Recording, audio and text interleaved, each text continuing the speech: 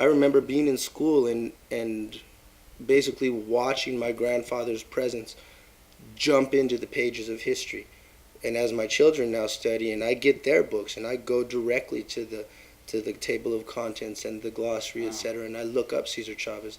And today we see something that was not present when I was a kid. And those changes, Ed will agree, we'll all agree, in this company, those things take time.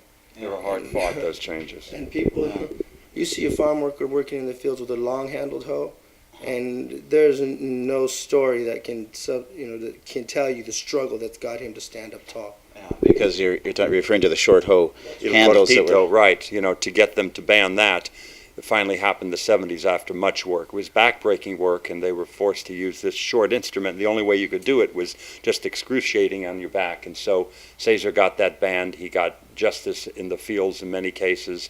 And the work continues to this day. Artie Rodriguez and Dolores Huerta are working for it. Eric's working for it. And I show up and help a lot, too. Let me talk to you about family. I did this play about Cesar Chavez and Ruben Salazar to have something on the 10-year anniversary of Cesar's death, something that was out there, a movie, a play, something. And I chose a play to tell his story. I did it as an act of love for Helen, his grandmother, and for Cesar and the whole family. They, of course, turned it around, and by giving me this award from the Cesar Chavez Foundation, they kind of threw it back 10 times towards me. That's the kind of family this is. They've embraced me like a family member, and I don't want to go into too much detail. I get emotional talking about it, but I do feel like part of the family. Thank you so much, Eric. Yeah, it's very important because of the work that people do. A lot of it, just you don't see it. And your wife is down at the farmer's market. We talk to her each time we go down there. That's a family member who works hard, doesn't she? Oh, I couldn't do this without my wife, Diane. She has worked as hard or harder than any candidate ever could.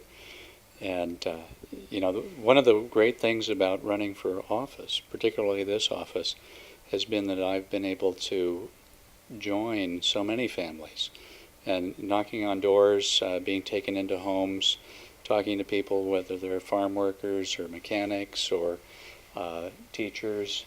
You just really learn so much, and people are so warm. Yeah. They're so warm, and that's why I think we need government that honors that warmth and helps people actually pull their families together instead of making them work two jobs so they can keep a roof over their head. Yeah, it's important, and we volunteer to do this, but we couldn't do it without our family. We wouldn't do it without our family because... You got a real family affair here. This is pretty good. Got the whole mishpocha, you should pardon my expression, working here. That's great. I love that. Yeah, it's just, I'm lucky to have them. People say we're all lucky to have them because they put on these programs for people, and we do. It saves on editors, I'll tell you that much. That's right. Yeah, we almost literally pay them in tacos and things like that when we go out to eat after we do a nice show. So. Plus, if your family is anything like mine, the kids actually know the technology better than the adults. That's usually the case. Yeah. It's interesting as we're looking at the statistics in terms of what makes an economy go, and I mentioned that the activity that makes the production go up. People are really stressed out, and they're just working harder and harder. Yep. And at the federal level, with this presidential race that's going on still, because we're taping this just before 2 weeks before the presidential election, we'll have to see how that comes out. It should be pretty close, but it depends on what happens. We think a lot of people are going to turn out based on the experience we've had with people upset about the economy, not so much about Iraq, because or other issues that are kind of been buried here. Is that I mentioned that if we took about a month's worth of news coverage of the war in Iraq, the people who have died in that war, and we interviewed generals from the National Guard, and there's 7 Americans, or maybe 8 Americans now have died, or Californians died in National Guard in California, but we had 7 people die in a Atascadero in car wrecks in just the last 3 months. Those issues impact on people even greater. If the news media had to take a whole month of covering all those people who died in Iraq, Americans, it would take a month, say, to do that. In proportion to the people who have died at the hands of Americans murdering Americans, for example, you talk about gun control, these other issues that are buried now, that they'd have to cover, I think it's like 6 months of the news if they did a month on the other deaths, and automobile automobile deaths in the United States, which neither presidential candidate talk about, but we bring up every week, would take something like 2 years of news coverage to cover all the funerals, all the deaths, Right. and all the damage. Those issues, cancer, homelessness, we always bring those things up. Those are much more important. Those are the issues that should be covered, shouldn't they? They should be, but keep in mind it's a relatively small city that has lost 1,000 people. It's a city of 150,000. So if you take a city like, I think Camarillo is about 150,000 people, or maybe Ventura. You know, if 1,000 people died in a year in Ventura, Camarillo, that's a lot of people for a city that relatively small. You know, and a lot of people we lose people to traffic deaths. And keep in mind, then a lot of people have come back injured. If you had that amount of injuries, people, amputees and what have you, from that thing over there in Iraq. And God bless these people. I just met with some soldiers the other day who came back from Iraq, talking about what their experience was like there. Wonderful people, and they got a standing ovation and a lot of applause. And the mother of a child lost over there, a young man lost over there.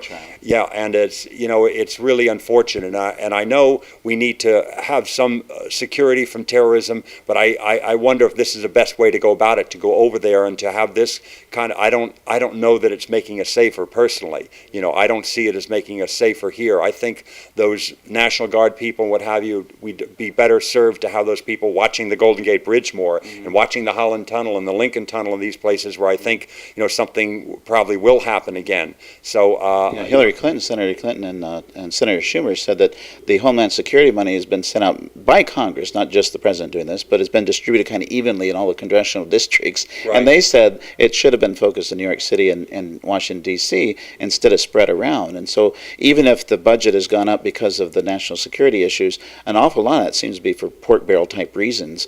Half of the increase in the spending under President Bush has been for non-national defense issues, non-homeland security, for farm subsidies and for automobile subsidies and all these other things.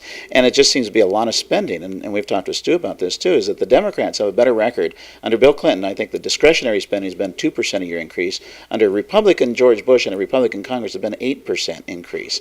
And that's an astonishing thing that's going on, isn't it? yeah, the deficit has just increased, and it's a hell of a debt to leave our children and our grandchildren, and I don't want to do that. The deficit was down and non-existent. We had a surplus for the first time in years under Clinton, and I want to go back to those days. I think the best way to do that personally is to raise the taxes on the wealthiest. I think that's, if you're having the good fortune to make that kind of money, I think you should pay your fair share, and I've had some years in which I've fallen into that category, and I hope I have them again. Yeah. But making that kind of money, I'm happy to pay that extra percent personally, and I'd like to see all Americans do that who have the good fortune to make that kind of money. And I don't think it's any coincidence that the deficit went down when we had that kind of a tax code. I think that's the way to go. Well, the Republicans and Bush has a terrible position for two reasons. One is the economy did expand a lot, and there was an increase in revenue with going back to the tax where it was at, just with that tax. So it's kind of hard to argue that they have to have the tax cut to increase the economy, the strength of the economy. But he inherited almost the identical economy, but told the Americans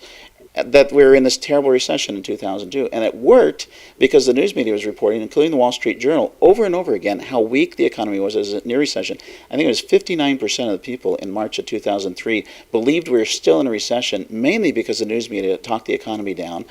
Bush talked it down over and over to get the tax cuts through for wealthy people, because how else do you sell it? He never thanked the American people for not letting the terrorists win and letting the economy go. So imagine if that's true, that he inherited basically a good economy, taking out the interest rate increases. Another example of the lack of credibility he carries. I mean, even as recently as today, we're finding out he had information in December that the men and the troops were not fully equipped with the materials and resources and supplies they would need for their safety.